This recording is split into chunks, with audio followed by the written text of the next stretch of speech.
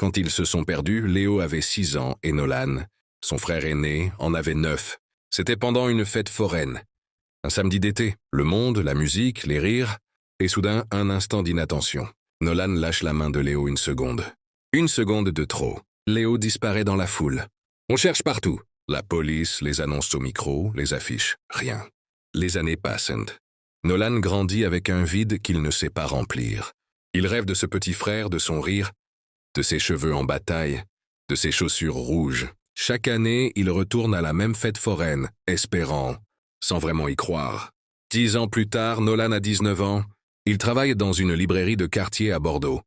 Un après-midi pluvieux, un garçon entre. Il semble hésitant, regarde les rayons, s'attarde sur les bandes dessinées. Nolan le remarque. Quelque chose l'intrigue. Le garçon se retourne. Il a des yeux très clairs, les mêmes que lui, les mêmes que leur mère. « Tu cherches quelque chose ?» demande Nolan doucement. « Je sais pas », répond l'autre. « Peut-être juste un endroit où il fait calme. » Il parle. D'abord de livres, puis de musique, puis de rien. Et puis le garçon qui dit s'appeler Elliot demande « Tu crois qu'on peut oublier quelqu'un ?» Même si c'est son frère.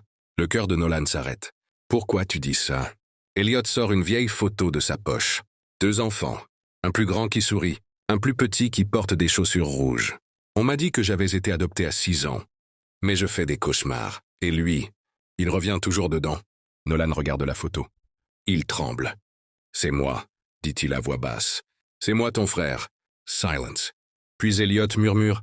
« Je crois que je l'ai toujours su. » Et là, au milieu des livres et de la pluie, 2 frères séparés par le temps se retrouvent, comme si les années s'étaient effacées d'un coup. Parce que parfois, le cœur se souvient, même quand tout le reste s'efface.